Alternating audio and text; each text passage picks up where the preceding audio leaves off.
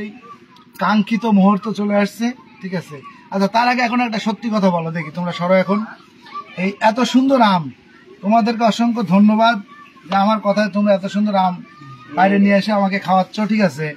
এখন এই ঘটনা হচ্ছে, খাওয়ার আগে তো একটা কথা জানা দরকার, এই এত আম তুমি কার কাছ থেকে বাইরে নিয়ে আসলা বলো? তার কাছ থেকে তো অবশ্যই মাপ চাইতে হবে, যেহেতু চুরি করে আম পারছো। তাহলে বলো এখন কোথা থেকে আম পারছো? গাদলের ভিডিও থেকে আম পারছিলাম, তুমি কইছিলা পাইবে, আর আমি ফায়দানি করে পাইলেছি গাদলের ভিতরে আম। মানে তো তুমি আমার আম আমাকে চুরি করে খাওয়াইলে, আমার দাদার আম। তোমাকে তোমার কাছ থেকে আম পাইছি, তোমার কি এইটা মামা উচিত হয়েছে মামা বলো? না ভুল হয়েছে, এখন আর হবে না। তবে এরকম কাজ আর করতে নাই, ঠিক আছে। আমারও ভুল ছিল, তোমাদেরকে বলবো আমাদের বাগান থেকেই পানি নিয়ে আসো। তার আগে তো কথাই বলতে পারছি না, জিভে তো পানি চলে আসতেছে।